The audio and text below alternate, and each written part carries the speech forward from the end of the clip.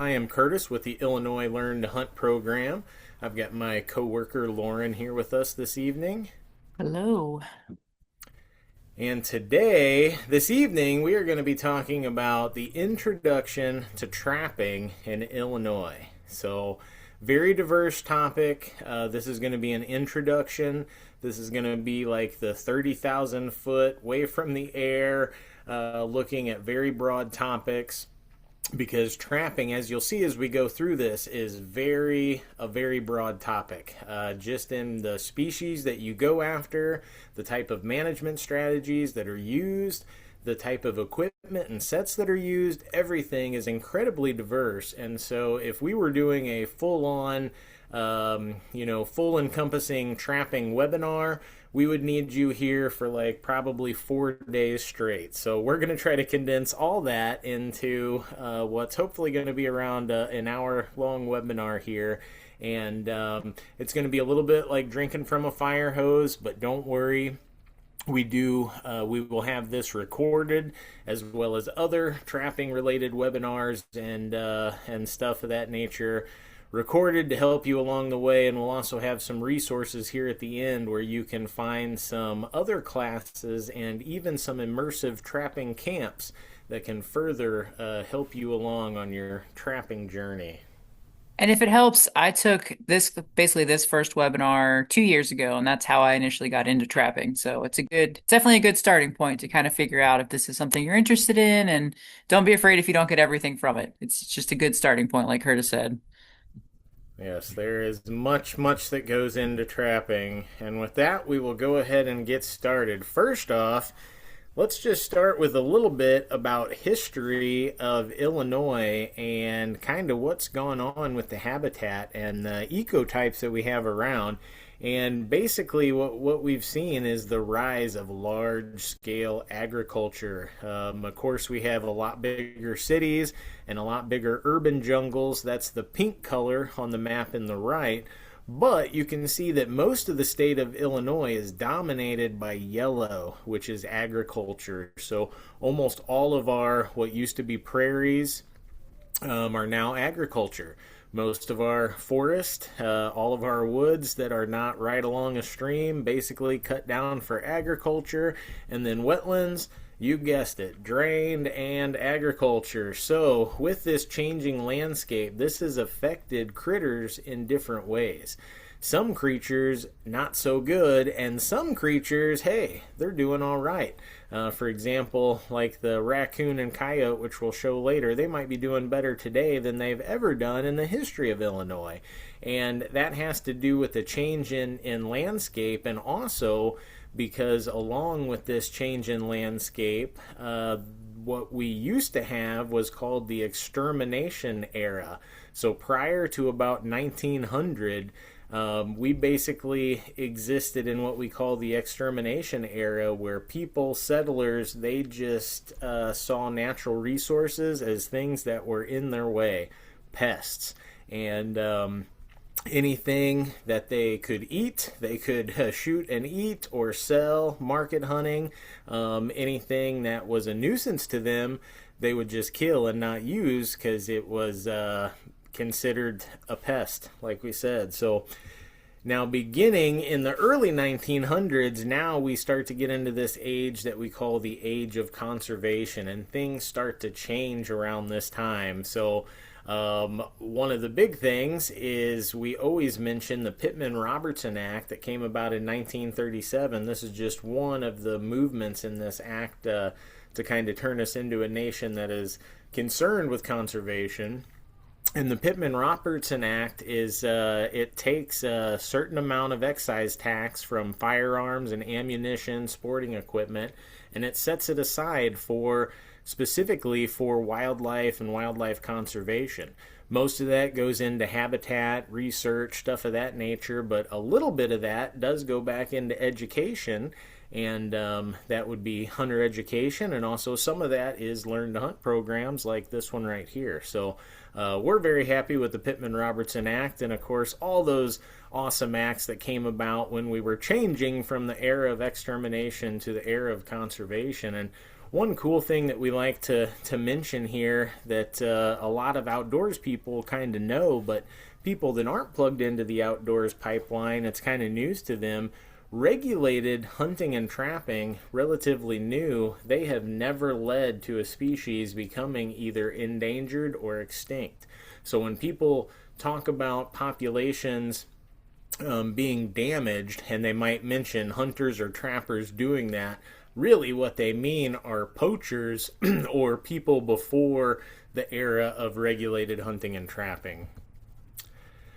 Now, what is a fur bear? So when people talk, oops, I went one too many. When people talk about trapping, generally what they're after is a fur bear. And you might remember from your old high school biology days, what's a mammal, right?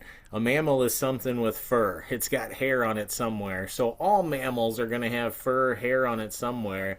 But a fur bear specifically is an animal that has historically been harvested primarily for fur. Now, that does not mean they are only harvested for fur. Here we have a great picture of a nice little muskrat. That muskrat right there can certainly can be eaten, and a lot of people do eat them. But the primary purpose a lot of people are after them is going to be for their fur. The meat is a secondary purpose. So that's kind of the vice versa to big game animals like deer, where the meat is the primary purpose, and then some people will use the fur or the hide as a secondary purpose. Some people just discard it. Certainly save it if you can, because can be a useful piece. You can trade that to Grunwald fur and wool. They used to trade you a pair of nice handmade gloves for your deer hide. So they are worth something. But fur bear is an incredibly diverse group of critters, and it includes the largest rodent native to North America. That's the beaver. Second largest rodent in the world is the beaver, only behind the capybara. And also the smallest vertebrate carnivore in the whole world, and that would be the least weasel. So in Illinois, we do not have a lot of least weasels. We do not have a lot of weasels in general. If you do see a weasel, it's probably going to be a short-tailed weasel. But in Wisconsin, just one state to the north, they do get occasional least weasels. They get short-tailed weasels and long-tailed weasels, so all three of them are not too far away from us, and that makes for a really diverse group.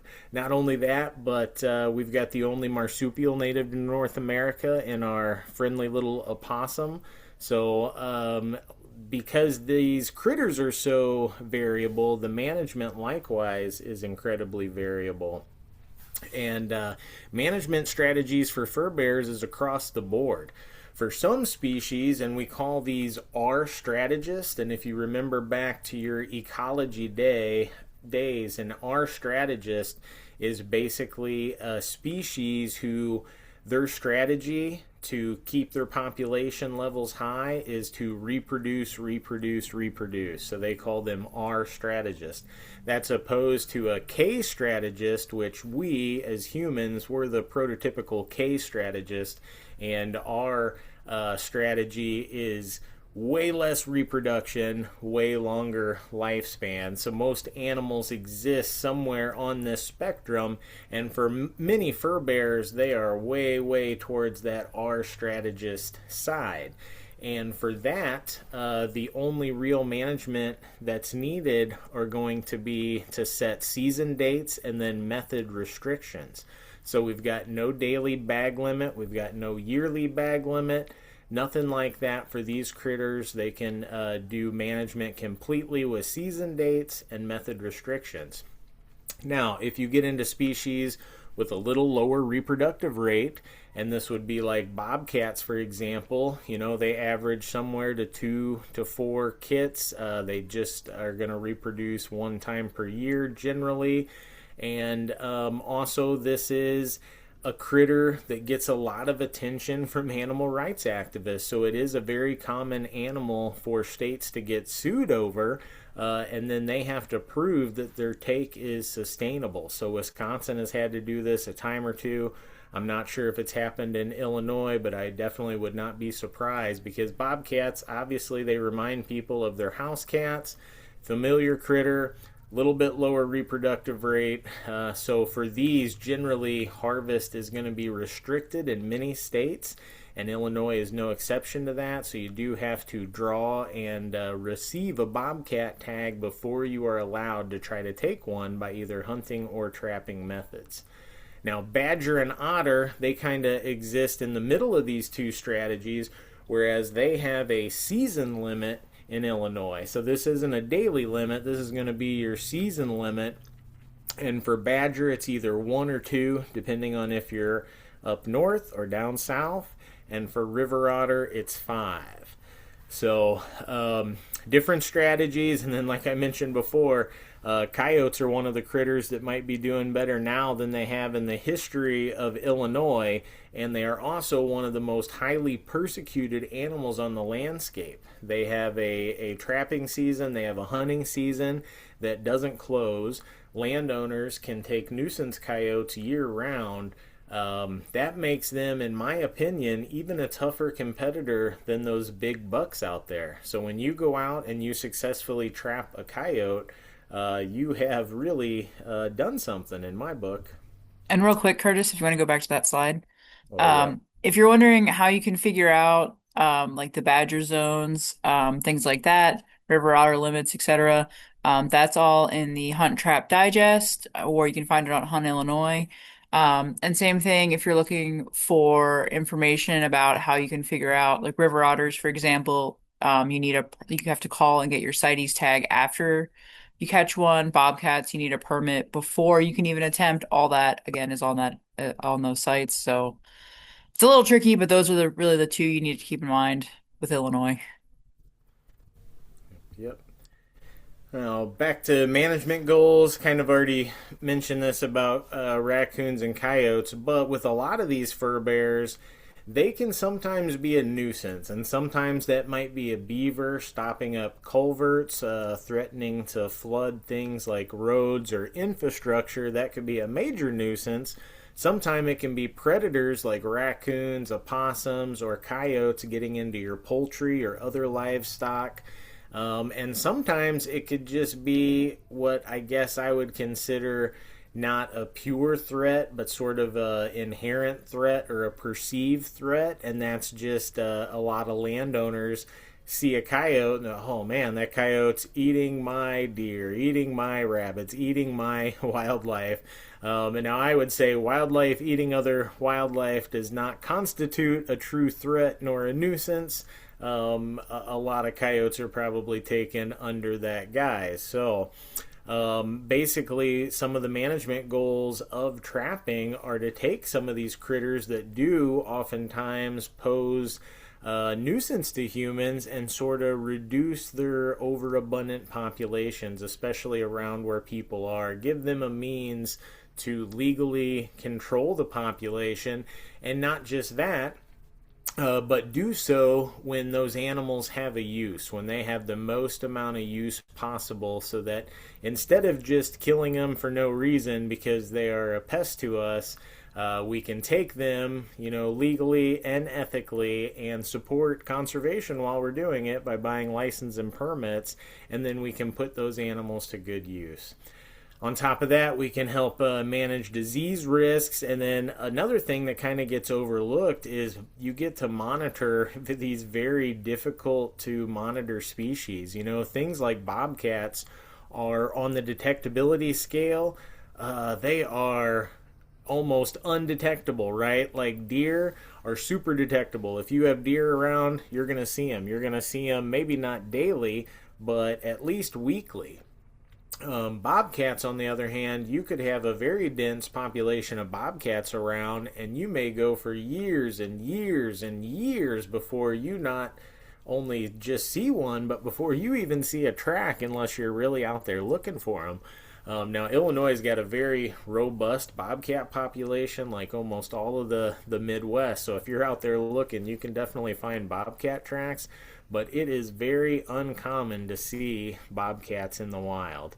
Now, I'm sure a lot more oftentimes those bobcats see you than you see them, but in my whole life, I've seen probably less than half a dozen bobcats, and I've been in bobcat country quite a bit. So it's really awesome to have trappers that are out there monitoring these species. And in Wisconsin, where I was before this job, for a few years.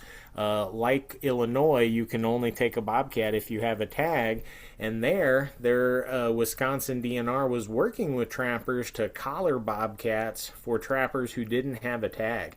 And when I was there, they were way up over 100 bobcats that had been caught by private trappers and collared and released. And that is a huge sample size for bobcats, one that's in my as far as I know, never been seen anywhere else before, and it was done for pennies on the dollar by working with private trappers instead of having to pay biologists to try to trap that number of bobcats. So, really cool side research that comes by the help of trappers here.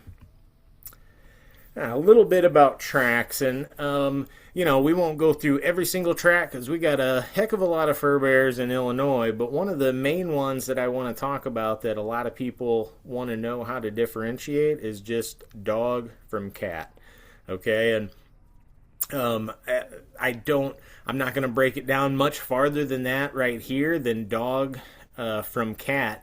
Because first of all, amongst the cats, the main difference is size. So from house cat to bobcat to mountain lion, their foot has the exact same structure. And the best way to tell them apart is the size. So basically, if you put your pinky across the pad of a cat track, and just one little section of your pinky is about the size of the pad of that cat track, it's probably a house cat. If that pad is the size of two sections of your pinky, so 2/3 of your pinky, now you're looking at a bobcat track. And then if that pad is all three sections of your pinky, so it's your entire pinky wide, guess what? You might be looking at a mountain lion or a cougar track. So, but the structure is exactly the same. And with dogs, dogs are incredibly variable. Now, coyotes always have an egg-shaped track. Generally, when they're trotting, they're only going to splay their toes out a little bit more when they're at a dead sprint. But most of their tracks are going to be egg-shaped. But dogs, incredibly variable. Some of them are going to be larger than wolf tracks, and some of them are going to be, the size of a house cat track. So forget about size a little bit right now, and let's just look at structure. And other than the obvious, which is the absence or presence of claw marks, this is going to be a lot of times the easiest thing to see.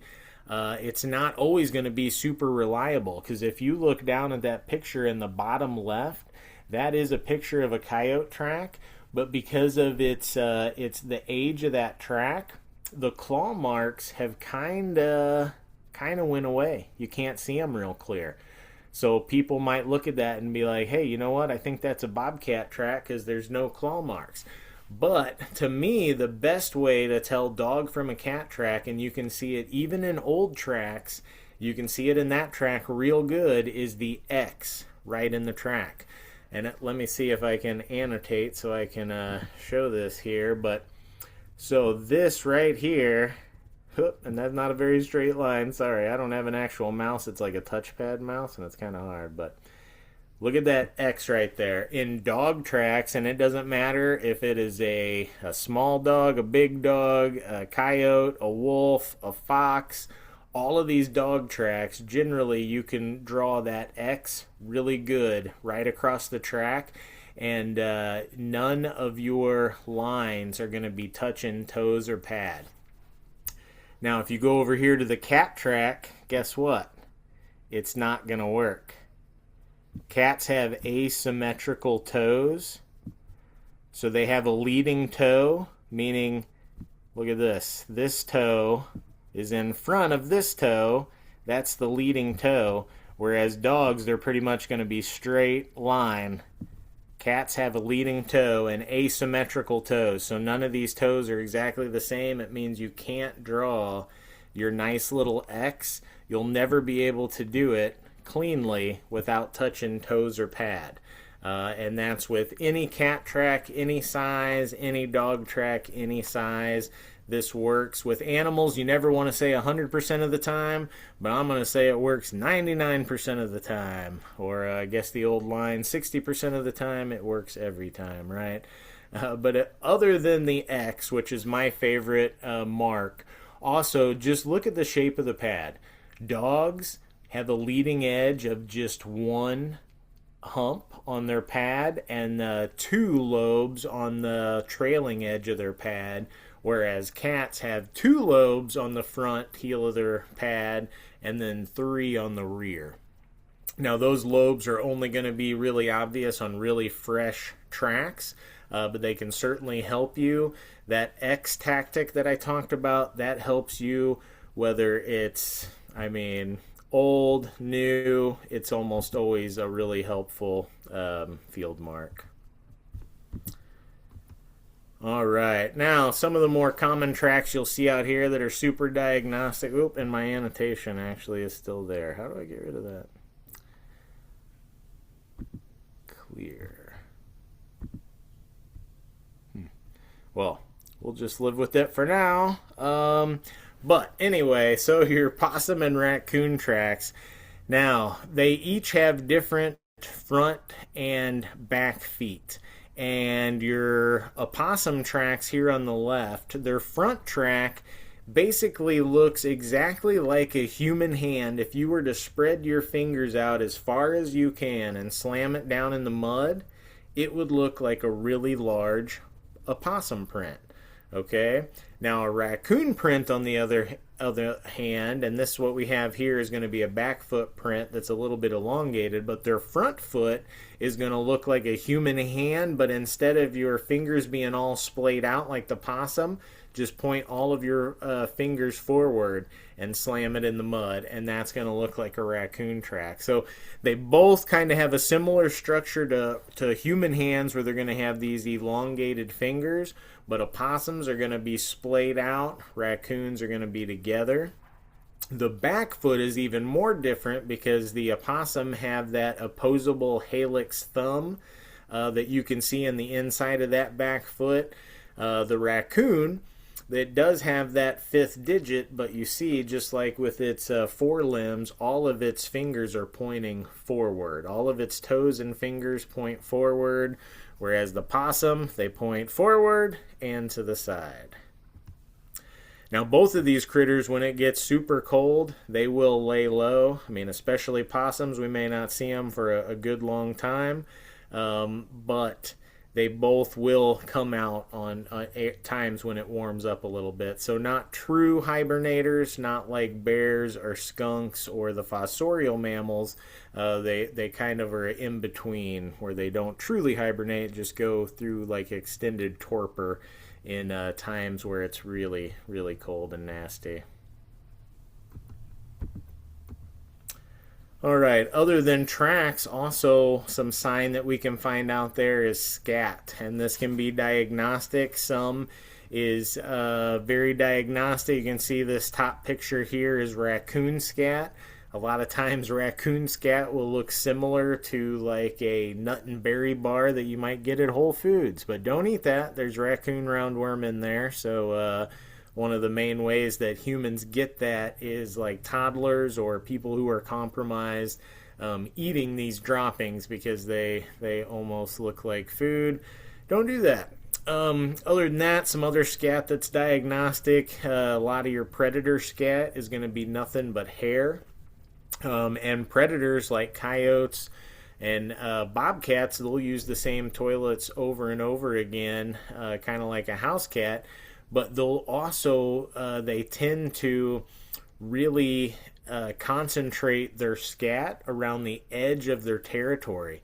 And so they're patrolling the edge of their territory looking for competing packs or competing predators, and that's the area where a lot of different disputes will take place. So you'll have 2 to 3 different predator home ranges overlapping in these areas, and these will be spots where you'll find a large concentration of coyote, or if it's foxes, fox scat. These are great areas to sort of really concentrate your sets because those critters are going to spend a higher percentage of their time at the edge or the periphery of their range than they will in the center of their range, especially during trapping season when resources are at low and are at a low and competition is at a high.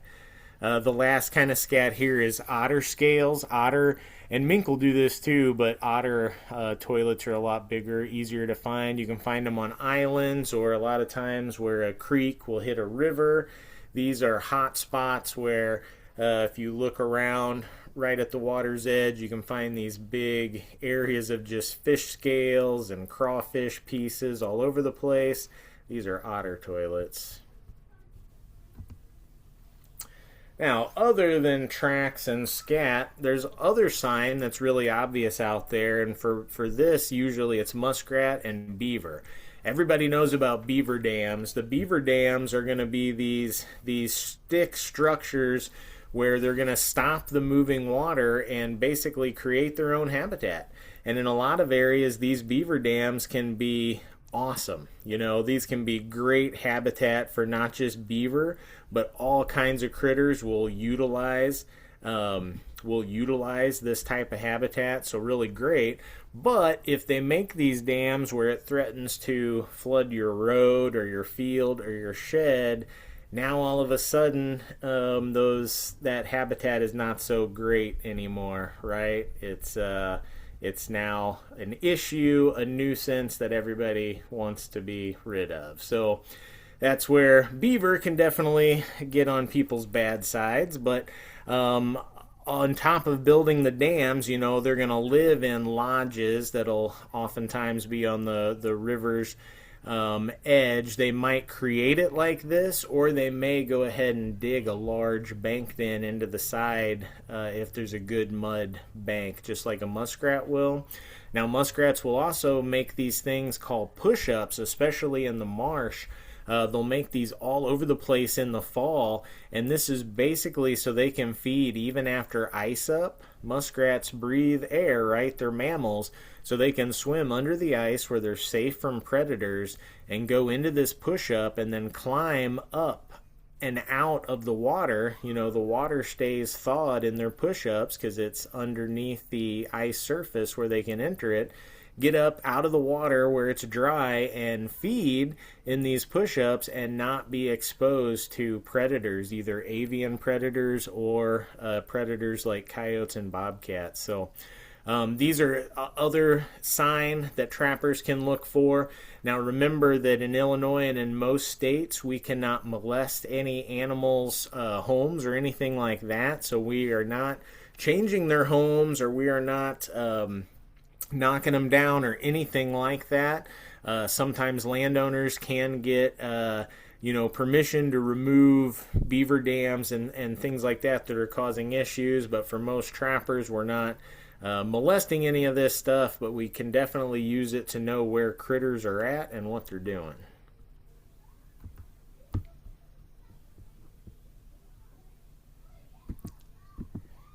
Clear all drawings. I finally figured it out. Okay, I was working on that.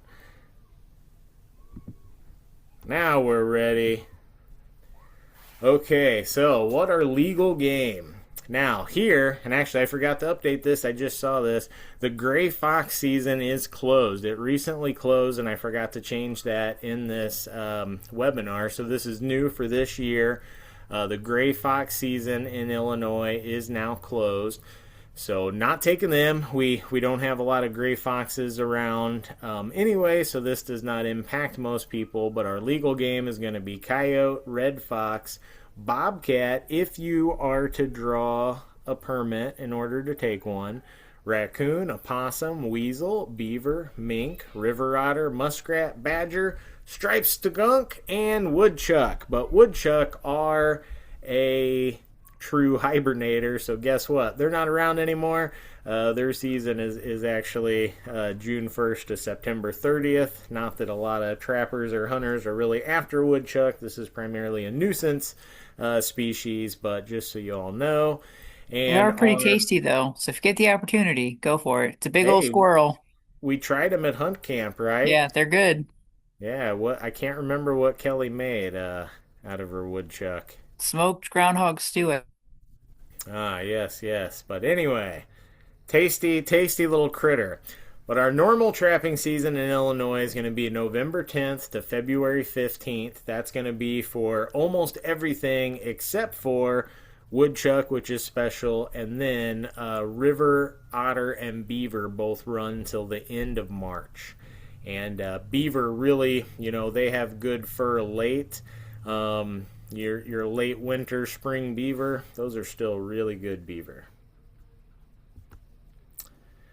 So we're not going to go over all of our not all of our trapping regulations because it would take too long. We're going to go over some of the highlights, and like Lauren mentioned before, we'll also show you where you can find all of these regulations to read through them. And then I'll tell you, most people keep the trapping and hunting digest on them at all times. It's hard to memorize that whole book. Carry it on you, and then if you're out there and you forget something, look it up. You And can if you also don't have it know, downloaded on your phone. if you don't know, call your local CPO because sometimes they don't know and have to look it up too. It's better to be careful. You probably didn't find a loophole. Let's put it that way.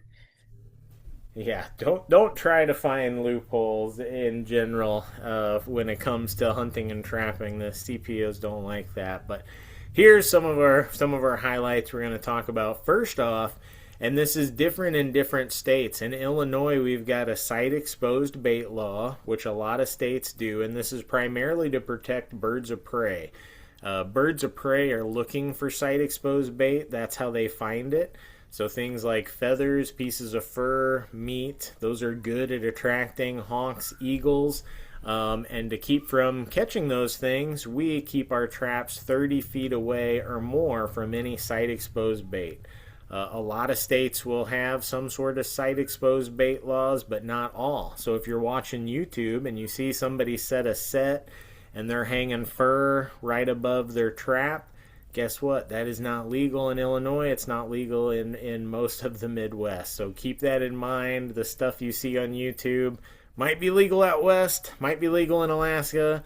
It may not be legal here. So always check on everything. Another big one is all traps must be tagged. Got to have at least your customer ID on there. That's what I put on mine. Or if you don't do that, then put your name and address on there. But your customer ID, just that number that IDs you to the IDNR, that's enough. And if multiple people are checking your traps, you can have both or all three of your tags on the same trap. That's fine. There are trap size and placement restrictions. This is primarily to make sure that we're using small traps that are not a danger to people or anything. We're no longer using the giant traps that you used to see, like bear traps that people think of with like teeth and all that kind of stuff. That is not what we're using today. Snares in Illinois, any cable devices have to be water sets only. At least one half of the cable or snare has to be underwater. Trap checking requirements, all traps have to be run every day and your catch has to be removed. So once you set traps, you are running every day. I don't care if you stub your toe, you get a ticket, you get a cold, you get the flu. Doesn't matter. You are checking those traps, or somebody is checking those traps every day. That's why a lot of trappers will run with a partner, two people. That way, if one gets injured, you still got one that can go out there and can do what has to be done. You And may as a not note trap. on that, that's why my husband's on my traps, like his customer number. He has really no interest, but if something happens to me, he can go yank them for me. So Yep. something else to keep in mind. Mark where they're at, keep track of everything, so somebody else, if they need to go pull them for you, can. Yep, good tips. And then you may not trap within 10 foot from dens on land. So that's on land. You can set a trap right on a hole in the water for a muskrat or a beaver. That's fine, but we're not setting any traps within 10 foot of a den on land. You may not trap within 100 yards of a house without the occupant's permission. So if you're trapping on someone's property and it's at the edge of the property and somebody's house is within 100 yards of there, you really need to go get their permission, let them know what you're doing. Do not disturb dams, lodges, or feed beds, like I mentioned before. Sometimes the landowners may get a special permit to deal with dams or things like that, but for us, don't disturb them, don't molest them, don't do anything to them. No teeth, no deadfalls. So no traps like that, no traps that you've seen. If anybody watched the Netflix documentary Happy People, that kind of follows some trappers in the middle of Siberia. I think they're using a lot of deadfalls and old traps with teeth and stuff like that. We're not doing that here. No, doesn't work. Also, no colony traps here. These are multiple catch muskrat traps that are legal in some of our adjacent states, but we do not use them here in Illinois. And trapping is one of the most regulated activities that you can do outdoors. So this is just the highlights. There is much more, but I definitely don't want to scare you away. It seems like a lot, but once you get doing it, most of these regs are really intuitive. And like the site exposed bait law, that one's good. And if you learn how to trap properly, you don't need to put your trap right next to site exposed bait. Now you can still use it, just you can have a trap 30 foot away. And this is I've used that technique before where we'll take a large chunk of bait, like maybe your leftover pelvis rib cage after you've cut all the venison off your deer. There's still some little bit of chewing left on them bones. You can take them bones out and kind of stake them in the middle of a grass field and wait for a day or two and then go out there, and you'll notice that trails are coming in this grass field all sorts of different directions towards this that bait. And you just go at least 30 feet away, and honestly you're better to go 100 feet away and set sets there, and you're going to be hopefully concentrating critters there, but your sets are far enough away that you don't have to worry about catching birds of prey. So a lot of these regulations really do make sense, and I know it is kind of overwhelming, but once you get to doing it, it's not as bad as it seems. You also don't have to do everything at once. I think it's helpful to like kind of think about it that way. I feel like a lot of people, it's like, oh, like if you think about whether you want to start with like upland or dryland trapping versus like water trapping and kind of pick one, it's a lot less gear you have to buy at once, and it's a lot less overwhelming for regs. So just gonna throw that out there too. Yeah, good tip. And yeah, like Lauren mentioned, definitely check out the digest, have it on your phone, downloaded, have a hard copy with you. This obviously is 24, 25 picture here, but get the 25, 26 one, and you don't have to memorize it all. Carry it with you all the time and refer to it when you have to. Yep, links to that and to the Hunt Illinois page, which is similar information. It's also an IDNR site, are in the chat. So is the AFWA fur bear management and trapping BMPs, which I'm sure Curtis will touch on at some point.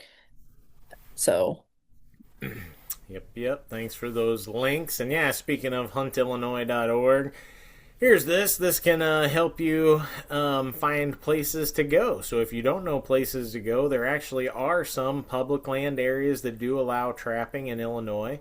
A lot of times you do have to contact the site staff and get special written permission to do so. But I know Lauren got permission on a public area or two here in Illinois. So it is possible to do that. yeah, I don't know if the hunt planner is still up, but I think if you go to the directory page, you can search by, I think it's trapping or fur bearer.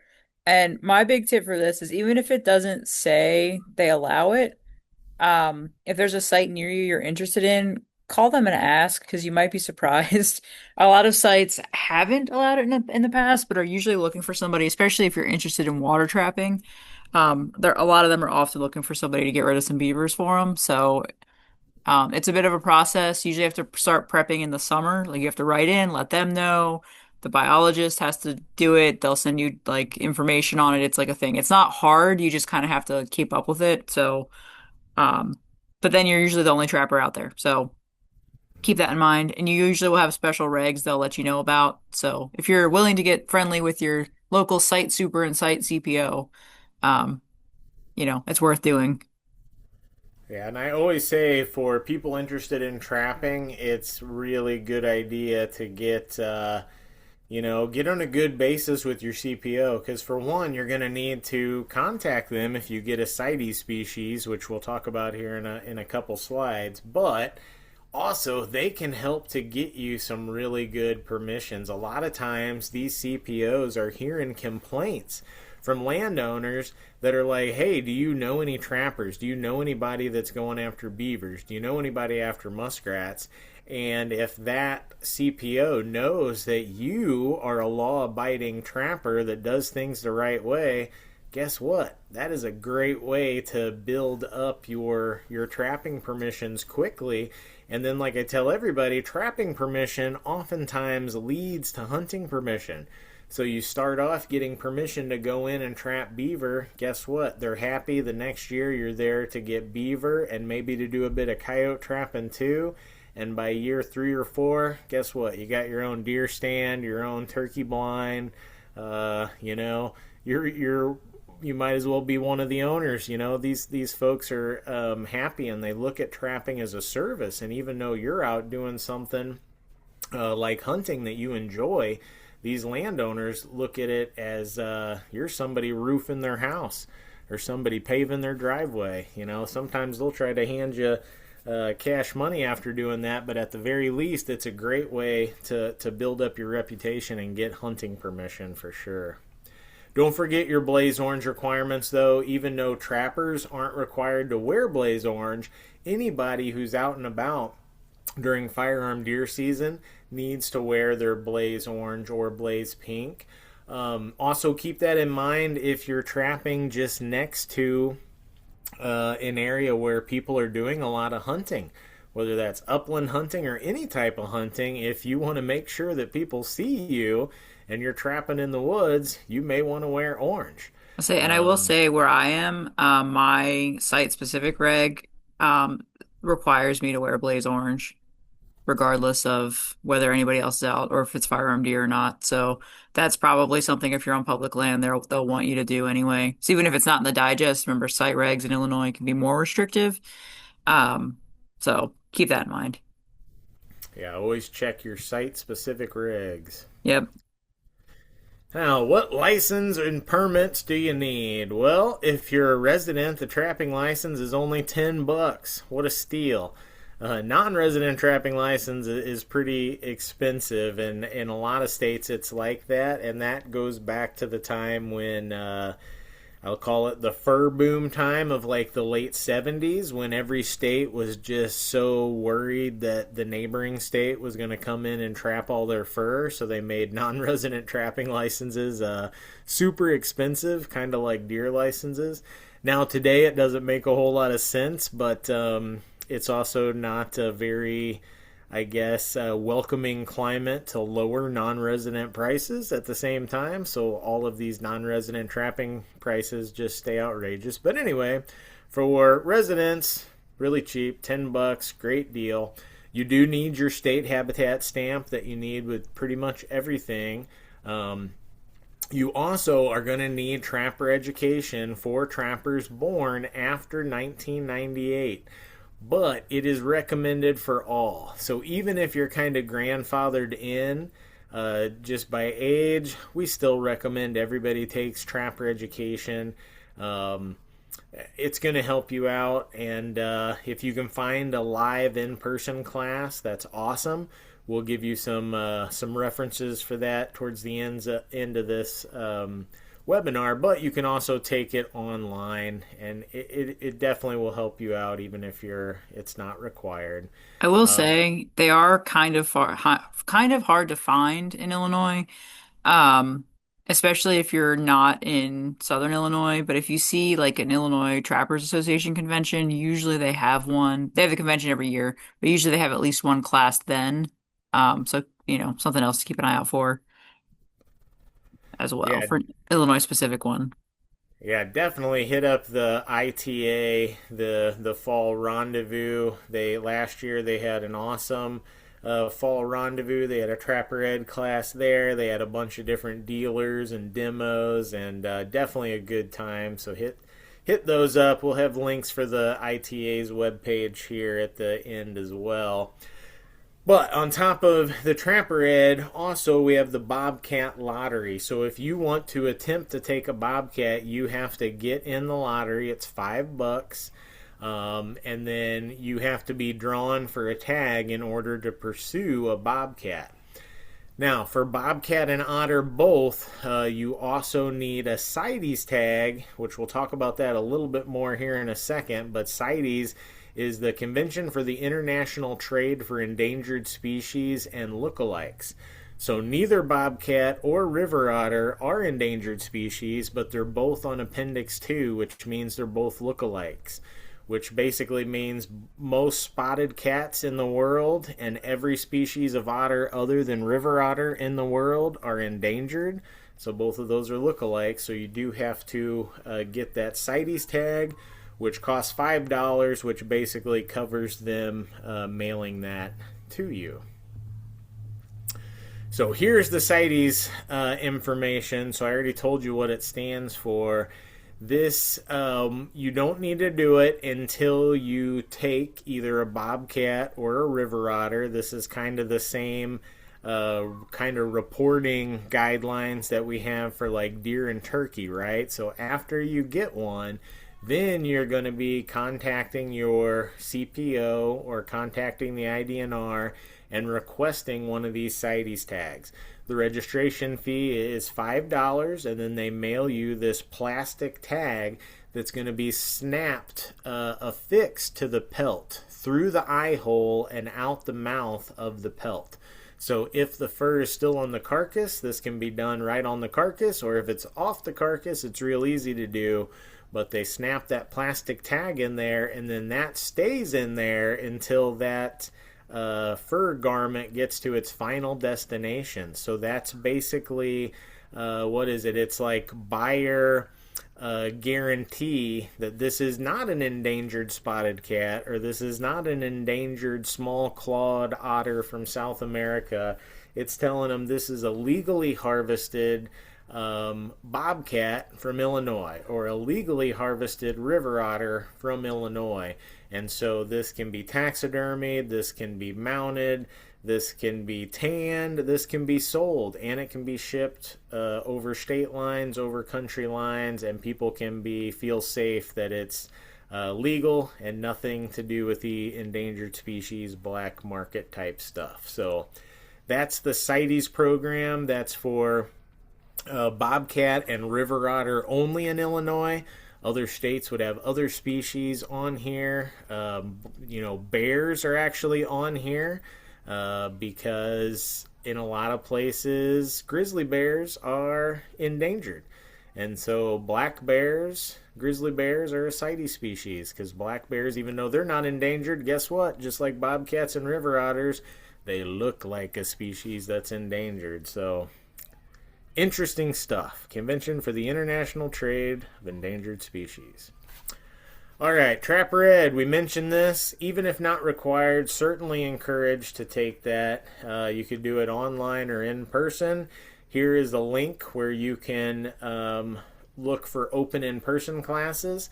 Now, I'll tell you right now, we're in trapping season, so you're not likely to find any classes because all the people who are likely to teach those classes are busy out in the field. So you're probably not going to find those, but guess what? At least you got the online option there. Will you learn as much from the online option? No, absolutely not. And yes, I understand I'm saying that from a webinar, but it's more helpful than nothing. It's a good place to start. So you can kind of start to understand like what you're looking at. But I do highly recommend, at least for me, traps are something you need to go and play with to understand how everything fits together and yeah, go dig a hole, understand how everything's supposed to be laid out and why it works the way it Sure. does. Much better hands-on, but take what you can get. If hands-on isn't available to you, there you go. Hey, our Online. Trapper Ed teaches you how to make a catch pole out of like PVC pipe and aircraft cable. just randomly Yeah. in the middle of it. If you want to learn how to do that. And actually I linked there's the IDNR YouTube page I linked. It's a lot of those videos makes up our trapper at the online one. So it's in there too. I refer to those videos occasionally. They're useful. They're not the like most exciting thing, but it's worth looking at and it's free to do. So if you're looking for something to do Yeah. this winter to get started, it's a good place to start. There you go. Only thing I'll say about that is I think I'd swap out the PVC for like a steel conduit pipe. Because I feel like PVC would be a little too flimsy, It but may actually be steel. It's been a while since I've looked at it. I just thought it was cool they taught us how to do that randomly in there. And it's like very random. It's like in the middle of like, yeah, it's in a strange spot, but skills. So let's talk about types of traps here. And if we're going to break all the traps into just two types, then the first type we're going to talk about is live restraining traps. Okay, live traps. So a lot of people, when they think of live traps, they only think of one type of trap. They think of that box down there. They think of a cage trap. They're like, oh yeah, that's a live trap. Okay, sure, that is a live trap. But so are all of these traps here. These are all designed to capture and hold an animal, and they are designed to hold that animal until you get there to either dispatch that animal humanely or release that animal if it's not one that you are wanting to trap. So the ideal performance of all these traps are to hold animals but to keep them releasable. Um, Now, traps have come a long way. Like Lauren mentioned before, we'll talk about the BMPs here in a slide or two. But that is the goal of all of these live restraining traps. Now, most of these are footholds, so they're designed to capture an animal by the foot. Some people call these leg holds. That's just not really the correct terminology because nobody's trying to catch these animals by the legs. We're trying to catch them by the feet. So, really, they are footholds. We have long spring footholds, which obviously have a longer spring. That's how they get their power. And we have coil spring footholds, which just have these sort of levers. That's the trap up in the top right there. And they get their power from a coiled spring that sits underneath those levers rather than a long spring that you have to compress. Then down in the bottom left of that picture, we have what's called an enclosed trigger or a foot encapsulating trap. A lot of people will just call these quote unquote dog proofs. These are really a raccoon specific trap. That's one of the newer traps on the market. And then, of course, we do have boxes and cages. Now, it is incorrect to assume that a box or a cage trap is always the most humane option because the BMP testings that we're going to talk about here in a bit have shown that that's not the case. Now, boxes, cage traps can definitely be a very humane trap for a lot of different species of critter, but it is definitely not always the best option. And for a lot of species, there's a lot of footholds that perform better than box traps. For example, that foot encapsulating or enclosed trigger trap that people call the dog proof trap, when set properly, those actually function better, are more humane than boxes or cages for raccoons. And that's because raccoons have tendency to try to reach through those little squares and they can rub the fur off their arm. They could also damage their skin. They also try to push on the corners with their nose and their face, and they can damage their rostrum or their nose doing that. They can also bite at the cage and have a possibility of breaking a tooth in those wires. So again, boxes can definitely be a very humane trap type, but it's incorrect to assume that they are the most humane trap type out there. Now, other than live restraining traps, we also have killer type traps, and these traps have the exact opposite goal. Whereas the live restraining trap wants to hold that animal until you can get there in the morning, a killer trap wants to dispatch the animal that is caught as quickly as possible. So if anybody has ever set a mouse trap at home, a mouse trap is a killer trap for a small critter. This trap that's up here in the top right of this picture, This is a body grip trap. This is just a larger mouse trap. It is a mouse trap for a larger type of mouse.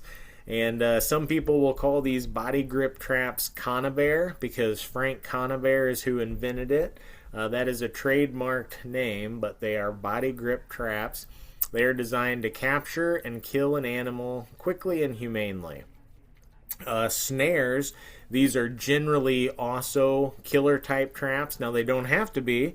If you go to the state to the north, they have cable restraints, which are a live restraining trap because of a series of modifications that they've done to snares to make them Wisconsin legal cable restraints.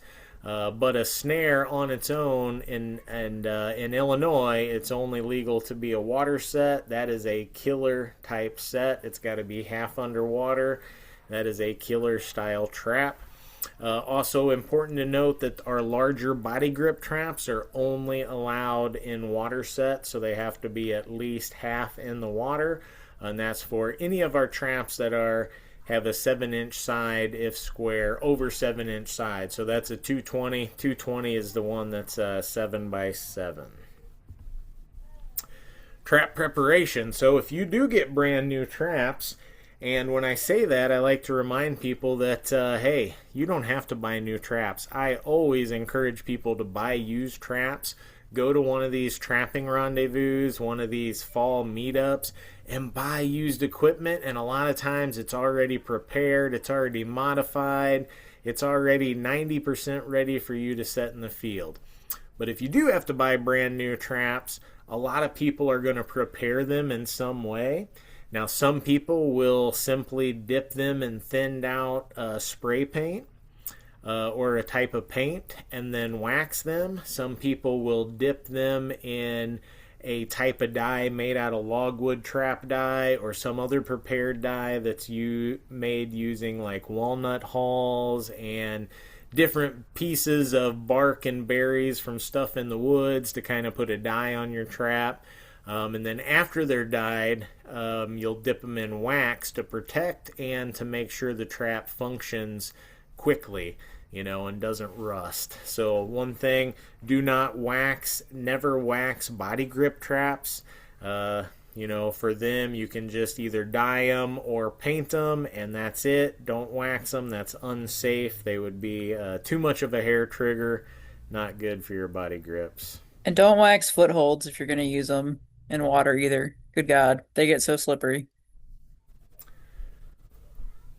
We learned that the hard way with Trappers College. Now, other than your traps, there's a lot of other equipment that is useful and, almost mandatory for trapping. And really, one of the most important thing is going to be your staking system. How are you going to stake or anchor that trap so the animal that you potentially catch doesn't get away? Some people are going to use what we have in this picture here. You see those are called cable stakes because you have a bit of cable attached to this metal piece at the end, which I don't know if you can see my cursor, but you drive those all the way underground, as far as this cable will allow, and then you give it a pull, and this metal piece kind of turns sideways, and you have a what's called an earth anchor. These are really good. But some people will use just solid rebar stakes or solid stakes to stake their traps. For animals as large as a coyote, if you're staking, most people are going to double stake and so put their stakes in like an X to get more holding power. But the cable stakes have got more popular than rebar stakes in recent years just because they weigh a lot less, easier to carry in the field, and cheaper in the long run than having a bunch of rebar as well. But the staking system super important, but other than that, you're probably going to need a good solid trowel, good sifter, especially if you're doing any dry land trapping, because then you're going to actually be burying your traps under the dirt. You need a good sifter to get dirt over that trap once it's set. You'll also need some type of pan cover or underall to keep the dirt from settling underneath the trap pan and making it not work. A knee pad will make your life a little bit easier. You're probably going to need bait and or lure, which some of that stuff you can definitely just get. A lot of times I've trapped using just bait from my trap line. So use muskrat meat as bait for pretty much all predators. Will eat muskrat meat or beaver meat once you get it. Works for predators as well. So this is stuff you can sort of just use what you have. You don't have to buy commercial made bait or lure, especially when you're starting out. But the difference is, think about bait is something that animals can eat, and it's generally going to be less selective. Lure is something that animals can't eat, but does either bring them in because it's got a curiosity lure in it, or it might be some type of sexual lure that's got glands in it. But lure is generally going to be more selective than bait. You can also make your own lure from glands from other critters. But gloves are going to help you out. A good file to modify your traps is going to be important, as well as a multi-tool. You might have to bend pieces. You might have to bend the dog. Good pair of pliers or a multi-tool is going to be very important. Yeah, And good cable or wire cutters too. yeah, if you're using any cable, definitely got to have the cable cutters because wire cutters won't Yeah, it's good to have won't both. handle it for sure. And then this pack that you see here in the bottom right, that's nice just for carrying all your stuff in and out of the field. Once you really get into it, and then if you do catch a big beaver, it's nice to throw the beaver in that pack and carry it out that way rather than have to carry it out in your hands, because we do get some 50, 60-pound beaver in Illinois, and tell you what, carrying them out, you'll think dragging a deer is light work sometimes. Even though a beaver weighs less than most deer you get, I feel like deer are easier to drag. Beaver, you got to carry the whole way, and they don't have any good handles, let me tell you. I say the best thing I bought for myself so far is a pair of self-locking uh trap tongs, like for body grips. Those are great because it almost acts as an extra safety for it, but it makes it so much easier. I'm a big fan. If you're gonna do it, spend the extra money to get the self-locking ones. For sure, yeah. And so she's talking about a setting aid for body grips that'll help you set those, and hers lock, so they act like an extra safety. But also, always get yourself a safety catch for body grippers. I didn't For throw sure. that in here per se, but anytime you're using body grippers bigger than like a 120, I always use a safety catch on there. I will throw a link of what they look like in the chat for the safety. Yeah. The preferred there's two types, but if you're gonna do it again, get the tall one. And I like to get a couple because it is a small thing, and so it's an easy thing to forget or lose. So it's nice to have maybe one in your vehicle, one in your trap pack. That way, if you do lose one, you got a backup. Kind of Yep. like your release for your bow. It's a really important piece of equipment, and it doesn't cost that much, so good to have two. But we've alluded to this now. Now we're going to go ahead and dive right into it. The best management practices of trapping. And we're just going to go over this real quick here. But this is by AFWA. So maybe you've seen the commercials with the duck walking around going Aflac. Well, it's kind of like that, except it's AFWA, which is the Association of Fish and Wildlife Agencies. And so they are an organization that has led this charge of basically creating the best management practices of trapping. And this goes all the way back to 1997. That's probably before some of you all were born. And it's still ongoing today, which makes the BMPs one of the largest wildlife-related research projects of all time. So this is big, big stuff here. But basically what they're doing is taking all the traps, all the capture methods out there, and testing them in real life scenarios to test not only the humaneness, but also the safety, practicality, functionality, and selectiveness of all these trap types, and judge them against international standards, ISO standards. So the same organization that makes humaneness standards for agriculture or a number of different things, has created and worked with AFWA to create these standards for trapping. So all of these traps can be put to this test, and some can pass, some can fail, and AFWA puts all of this data out here for everybody for free.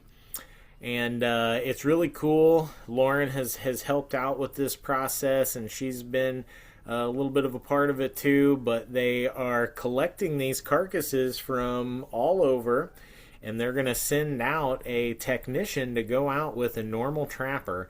And the normal trapper is going to go to their spot and say, okay, I'd like to set a trap here. And let's say we're trapping raccoons right now. And the technician will use a random number generator to kind of say what trap they're going to use. So like the trapper selects the location and what they're going after. The technician tells them what trap to use. And then if they catch an animal, the trapper immediately dispatches it, they freeze it, and then they send it to get a complete workup, a complete necropsy from vets, wildlife vets, that look for every possible injury that trap may have caused. So not just to the paw, but also to the teeth, to anything else on the animal. They look it over with a fine-tooth comb, and they give it a score.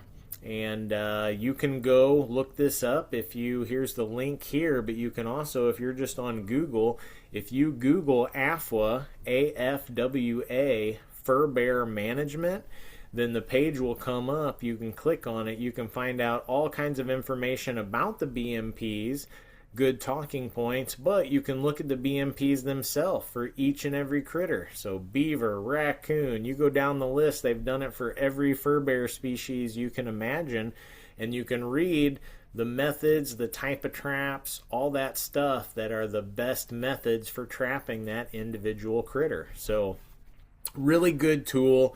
Excellent tool. It's a great way to pick out equipment, and you know that you're not only getting the best equipment for the job, but you're also getting the most humane equipment. And really, traps have come a long way in the last 30 years. It's no longer like it was back then. Most of these animals, and you never want to say anything is 100%, but for the most part, these animals are completely releasable when caught in our footholds. If you come there and for whatever reason don't want to take that animal, you can put your, like Lauren talked about, your people call them hog catchers. You can put that on it and take the trap off and let it go on its merry way, and no harm done. I put a link to the AFWA. I also put a link. We did a podcast episode with the guy in charge of all that, Bryant White, in case you're curious. About that whole process. It's really cool. It's a really cool process. And even knowing that, seeing how little damage, for the most part. I mean, it's animals, so sometimes just things happen, but for the most part, it was amazing. It's amazing. So it's pretty cool. Yep. All right, so a little bit in methods. So in trapping, you're going to hear land sets and water sets. Well, it's pretty simple. Land sets are on land, and they can be footholds, enclosed trigger, cage traps, or our smaller body grip traps. Water sets are any set that touches flowing or impounded water. And these can be foothold, body grip, or snares, but snares or body grips that are over 7 inches on a side need to be at least 1/2 underwater. So snares and our larger body grips can only be water sets, and they have to be at least half underwater. And keep in mind that you have to be the one that knows about changing water conditions. So if water level is dropping, you have to keep that in mind with your traps, because if you set a trap on Tuesday, you don't want it to be illegal on Friday, and that's your responsibility. So definitely keep that in mind. You got to keep tabs on all the conditions as well as your traps. And we mentioned it before, but every set has to be run every day, no exceptions, animals removed. Now, some of your basic sets here we're going to talk about. Here we have a nice beaver dam. Anytime you find a beaver dam, you can always find a trail that's usually going to be almost right in the dead center. And this trail, it's going to look like a deer trail, but it'll just be right over the center of the dam. All of your water critters are going to use that. So your beaver, your otter, your muskrat, even your mink might go through there. This is a good place, a good location to trap, but it may not be the most selective because, like I mentioned, all of your water fur is going to be using that passageway. Now, more selective beaver sets would be, hey, now we're going to make either a beaver caster mound, which is basically a territorial scent lure used for beaver that's going to be much more selective than just a crossover set. Or we can do a feeding set, which here on the right, this is going to be a feeding set where they take just a piece of aspen or some type of poplar that the beaver are wanting to eat, and they scratch it up so the beaver can see that nice green bark under there, that yummy cambium, and then you put your snares right around that scratched part, and then that's going to be lowered into the water, under the water, because remember, those cables have to be at least half underwater, and most of the time for those feeding sets, they're going to put them 100% underwater. And this is a really good set under the ice. So if you chop a hole in the ice, stick that stick under the water, and let the top of that stick freeze into the ice to solid it up. That's a really good feeding set for beaver, and much more selective. You're not going to catch, generally you're not going to catch otter, muskrat, anything other than beaver in that set.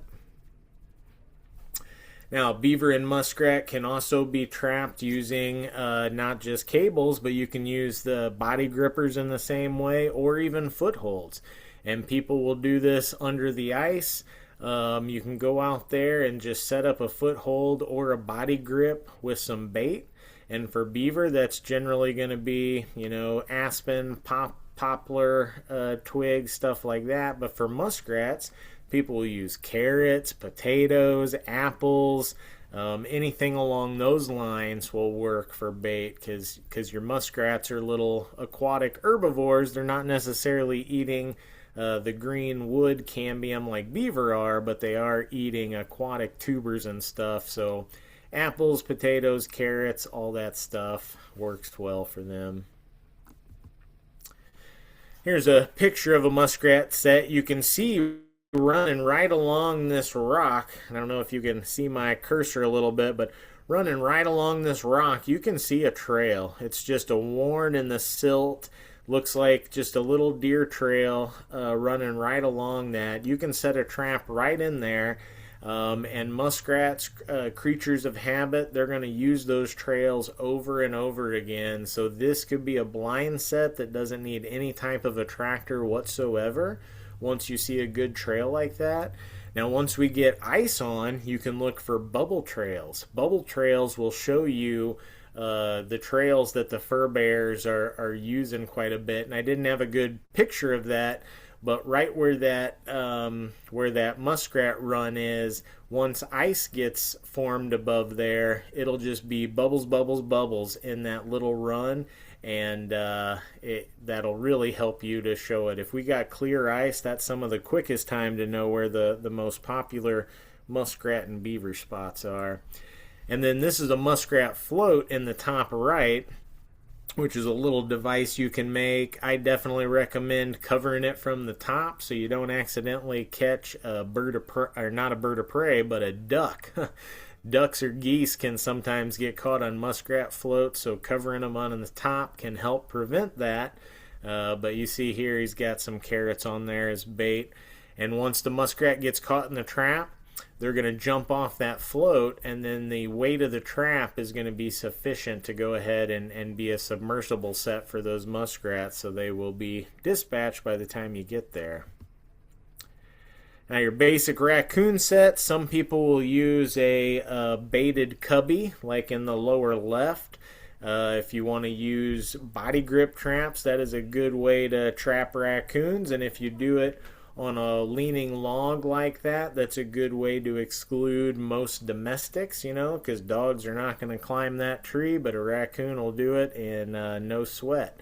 A raccoon will even climb a completely vertical tree. So some people will put those cubbies on a completely vertical tree to really eliminate any possibility of domestics.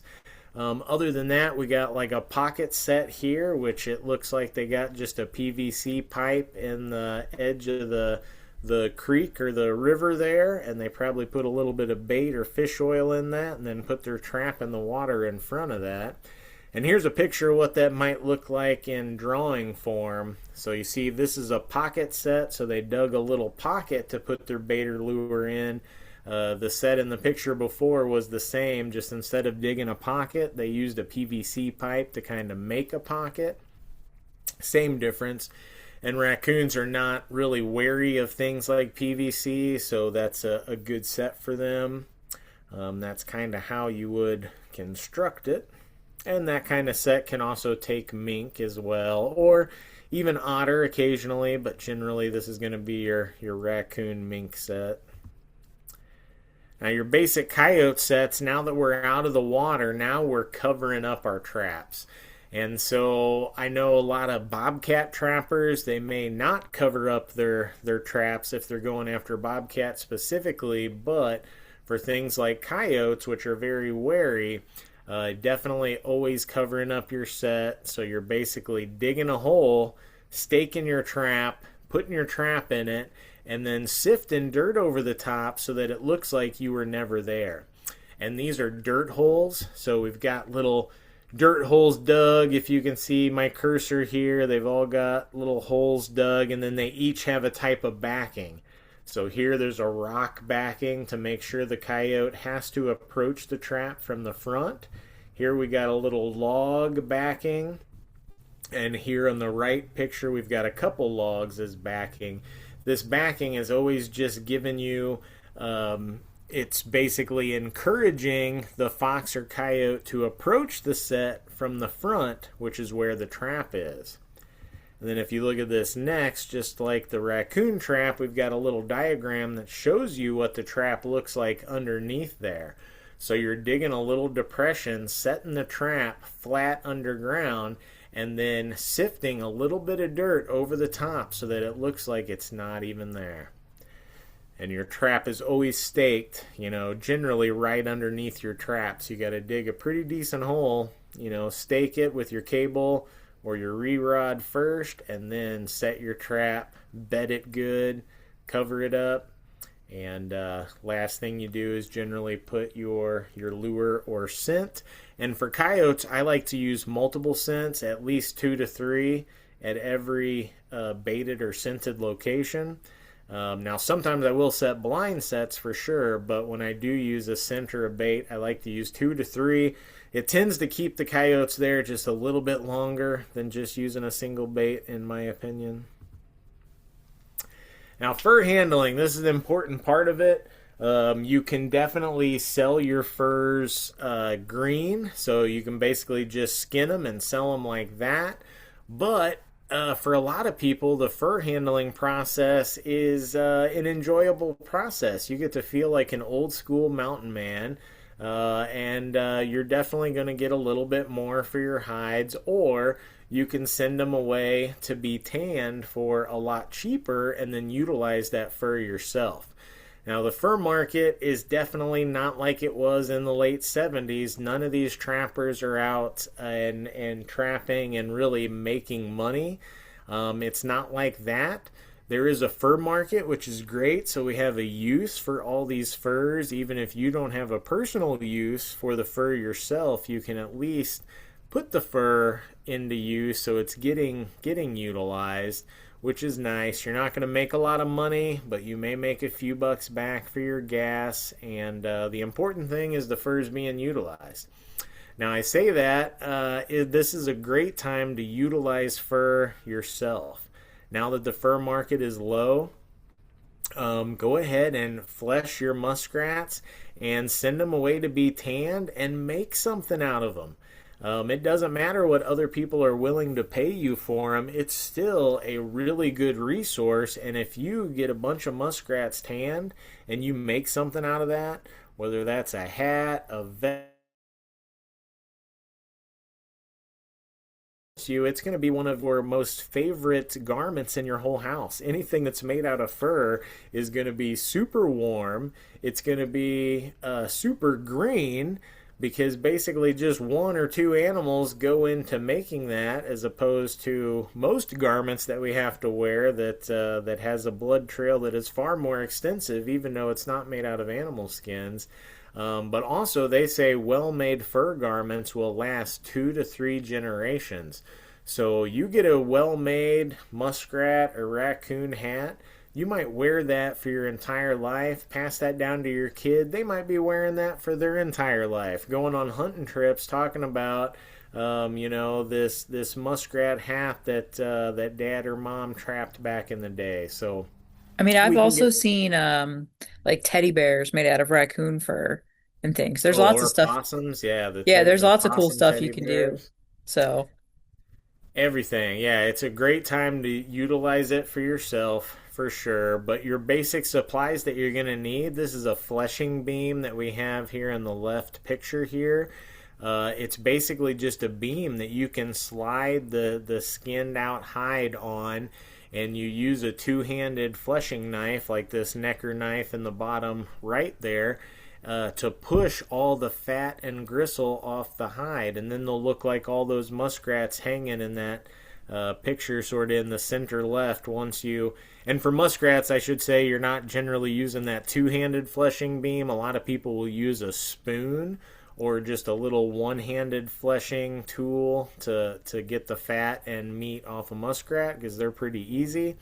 But for things like otter, raccoon, beaver, most people are using the two-handed if they don't clean skin it. Some people will just clean skin it where they get the hide off without any fat at all. That generally takes a lot of practice, but those people don't really have to flesh, and I know some of those folks. But one way or another, once you skin it, you got to make sure that most of that fat and chunks of meat is pushed off so that it can be stretched, and then it becomes pretty stable.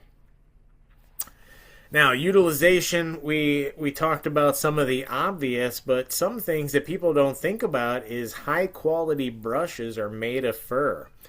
And I've even known artists. When I was in Wisconsin, we had an artist in one of our fur schools that they used to be a vegan, but they were a professional artist and they couldn't find any brush that wasn't made out of animal fur that worked for them. And so that's actually what converted them away from being vegan, because they were like, well, my art is too important, so I have to use brushes made out of marten. If I'm going to use brushes made out of marten for my art, then I guess every once in a while I can probably eat meat, right? So, whatever brings them on. But that's definitely a use that a lot of people don't think of. High quality brushes are a lot of times made out of marten fur, sometimes skunk fur. eyelashes too from mink. Yeah, and a lot of archers, so people who shoot bows, they utilize mink fur on their rest or on the side of their rest historically. So there's a lot of different uses for all this stuff. We haven't even talked about the glands and stuff from things like beaver.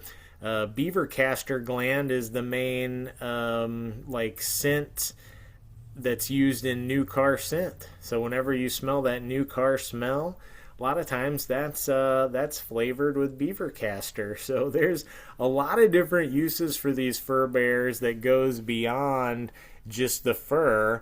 But the fur itself, oh man, it is some of the warmest, softest, best garments you will ever have will be fur garments. So definitely a good time to tan your own stuff and make your own stuff. It's that coat there. That looks pretty warm to me. I don't I even know threw what a that's made link out of. to a tannery in the chat, and then as well to Grunwald fur and leather, I think is their wool, maybe whatever their full thing is. So they buy stuff, and then Sleepy Creek is a place you can send your furs to get tanned in case you're curious.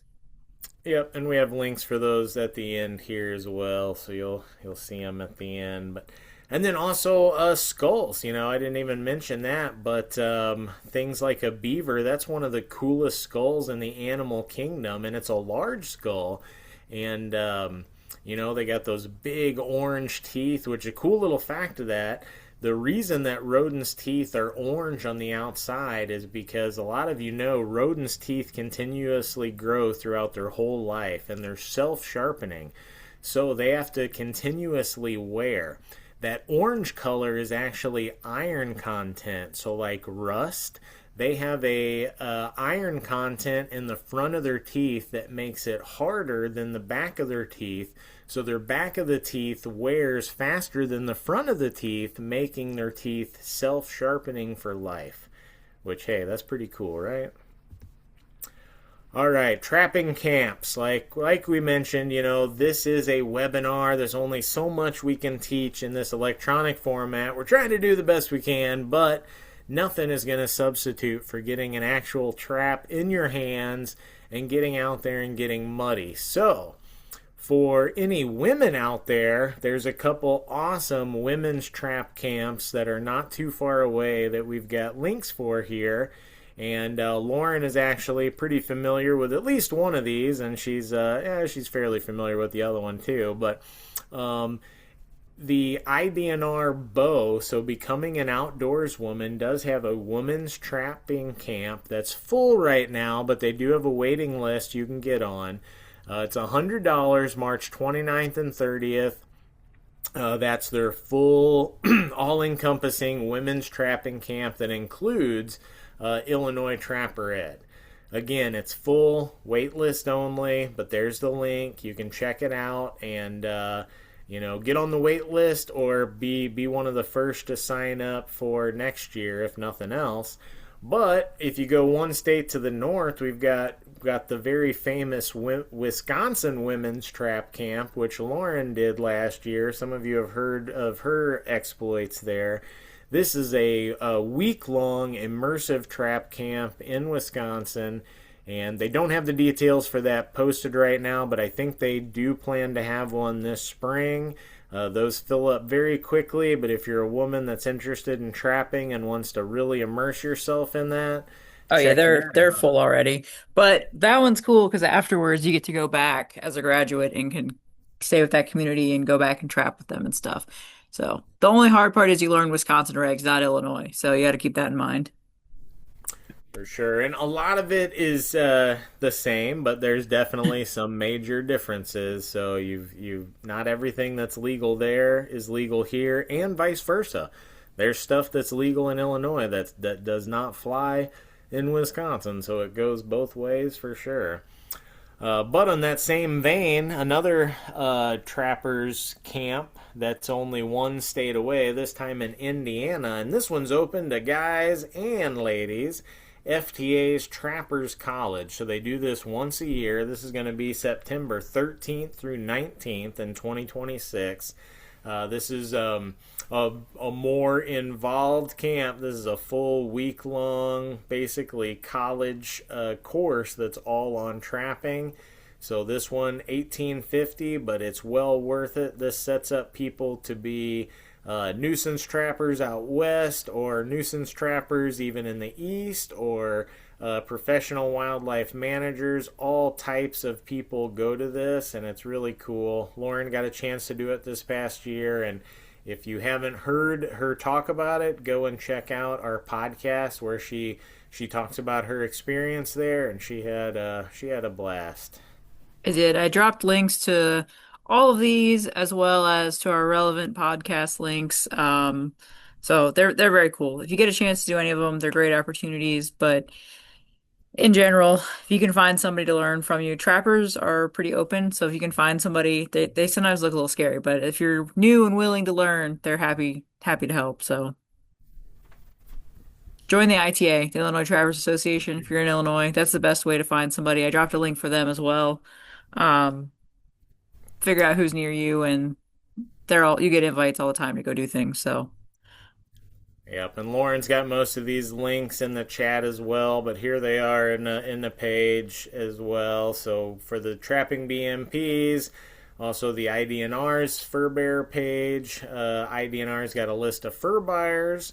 There's also the all the trapping reports that you can look through. Sleepy Creek Tannery, which is over in Iowa. It's a tannery that we've used for Illinois Learn to Hunt, and I've used in other places as well. Always had good luck with them. Now, keep in mind when you send stuff to them, it may be 6 to 9 months before you get stuff back, but because they're just doing that amount of business. But they'll get to you eventually, and they do good work. Grunwald Fur and Wool that Lauren mentioned, they go all around Illinois and they will have fur pickups. So you can just find out where they're doing a pickup. You drive to them and you just throw all your fur out on a table and they write you a check right there. Fur Harvesters Auctions, that's going to be an actual auction house that you could send your fur in, and there they are going to sell your fur at an international auction and then send you a check. So more of a delay there, but you're hoping that you maybe get more money, but you never know. I will tell you, skunks have been in super high demand here of late, so not an animal that's generally high up on the what's selling good, but last year that was the thing. People were averaging 65, 75, even 85 and $95 for their skunks, which is unheard of. Not sure how long that will last, but it is currently still looking fairly strong. But like Lauren mentioned, Illinois Trappers Association and Fur Takers of America, both of these groups are really active in Illinois and they're both awesome. We encourage you to join both of these groups. And the cool thing, they've each got a different magazine. So if you join Fur Takers of America, you get their magazine. If you join Illinois Trappers Association, you get the Trappers Post, which is another magazine. So through both of these, you're going to get the two best trapping magazines in all of America, and worthwhile to join them. You're going to meet other trappers and potentially get other trapping locations, and probably get some good mentors to help you along the way. And with that, I'll turn it over to any questions or comments. I know it was a lot. It's a lot, It's but definitely a lot. It's like I said, just take this as a starting do your point. best. Do your best. It's definitely a lot. Just one thing at a time.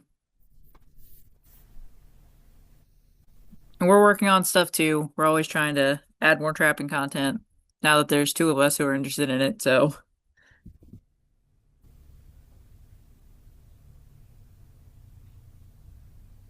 you can always ask us questions as well. Will you be teaching at Moraine Hills this weekend? We hope so. It Yeah, if so the for weather anybody, holds. yeah, we're watching the snowstorm, so we've been chatting about that for the past couple days. We plan to make an announcement probably by Thursday. We'll check the weather and see. We want to do it. We do have and so the question is, we have a trapping workshop hands-on scheduled for Moraine Hills this Saturday, and it just happens to coincide with a little bit of a snowstorm that we got coming, and some brutally cold weather. So we're going to be watching that really closely, and we will make a call one way or another by Thursday once we get the updated weather. So Yeah, we need to talk to the site supers as well, see what he wants us to do. We are gonna try. If not, we're gonna try to reschedule it for in the new year because yeah, it's a good one. We enjoy doing this one, so not that we don't enjoy the others, but it's a fun one. So yeah, we will do it because Moraine Hill sounds like they've got a couple nuisance critters that they want taken. So if we do get snowed out for this weekend, hopefully we'll find a weekend that works in January, and we'll get that posted ASAP, rescheduled if we do have to postpone.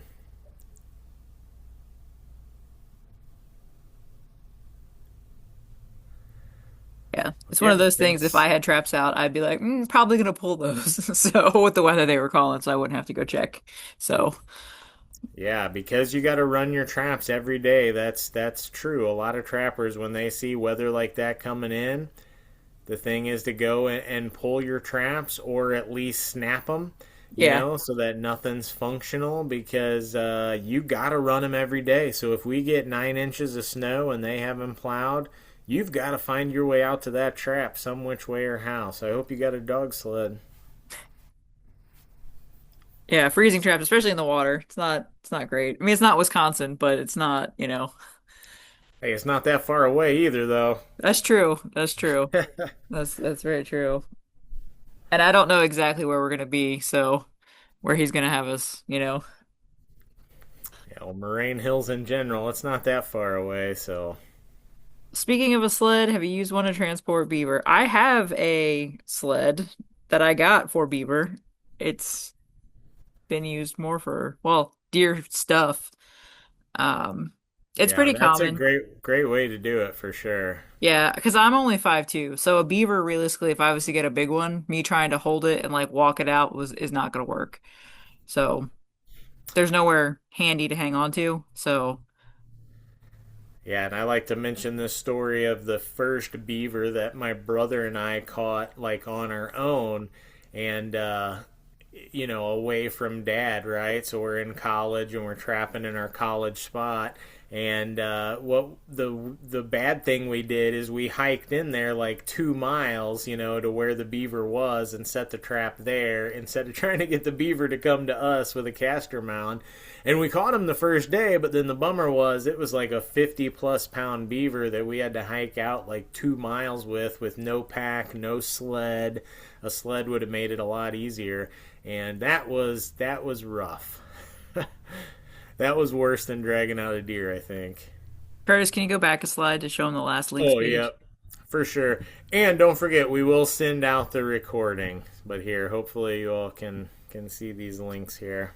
But yeah, I've got I can't remember if it's a jet sled or an otter sled. It's like 60 bucks at Farm and Fleet.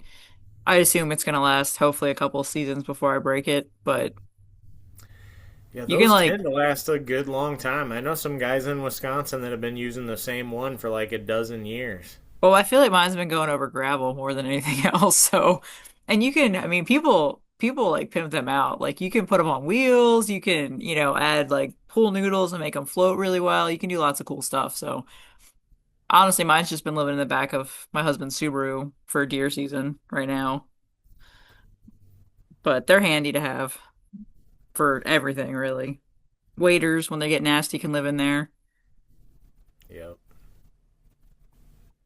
Just want to have fun and go sledding down a hill. There you go. They're good for that. Plus, if you're trying to get a deer into a car by yourself, I mean, realistically, at least it gives you something to kind of help finagle it up, like a little bit of rigidity to kind of help push it. Yeah, really, you could use one of those sleds in almost all types of hunting, at least all types of hunting that require equipment or dragging something out, because you could use that to drag your decoys out into the marsh. That's what we did. We've done that. You could use that to drag your deer or your beaver back to your truck. I mean, sky's the limit. It's I always got easier to drag in a sled that's like got a low coefficient of friction than like just dragging a deer. and trapping has a lot of heavy metal crap. Like that's just it just does. And after a while, you get tired of carrying around buckets. So it's nice to be able to be like, all right. And because they float a little bit, you can, if you don't have weighed down too much, you can use it a little bit for water trapping too. So that's where the pool noodles come in. That's my next. Where do I find pool noodles out of season? I should have looked at the end of summer, but I wasn't that prepared. Yeah, Walmart clearance aisle this time of year, Yeah, I know, right? Just see what probably I can find. 25 cents. All right, well, thanks for joining us, everybody. We do hope to be doing our trapping workshop this weekend, but if not, we will get it rescheduled for as soon as possible. And yeah, like Lauren said, if you got any questions, feel free to hit us up at any time. We know this is a lot of stuff. It's a lot for anybody, so there's no foolish questions. Feel free to ask away at any time. Oh, I got one more quick question. Oh yeah. How closely do you work with the wildlife biologist at a site? For me, so far, not close. I basically was like, hello, introduced myself, sent them my info. They held on to it in case anybody else asked to trap it. They didn't. I think if somebody else had, they would have either done a drawing or split it between us. And then they sent me the stuff, and that was pretty much that. Um, my wildlife biologist covers like, I don't know, like 3 counties. Like they're not. I was basically like, let me know if you need me to keep an eye out for anything. If I see anything weird, I'd let them know, I guess. But the way it is at my site, it's basically they handle the admin for some reason. I don't know why the site super doesn't. I don't make the rules for Illinois, you know? But But another good contact for trappers, because just like I mentioned with the CPO, they can help to give you new places to trap. So can the wildlife biologists, because they're yep, getting called from a lot of people with nuisance issues. And so if you get on their good side, that's a good way to really explode your amount of trapping permissions, which hey, that years down the road can lead to an explosion in your amount of hunting permissions too. So good thing to do. yep. It's good to wait till you're like ready to do that, but yeah, Yep, good stuff, everybody. So hopefully we'll see some of you at Moraine Hills if the snow allows us to do it, and if not, hopefully you all are having some fun out there in the woods and the marshes and the fields. We still got some plenty of trapping season left and lots of other seasons left too. So lots of fun to be had in the Illinois wilds. for sure. All right, everybody, have a good night. Yep, thanks everybody.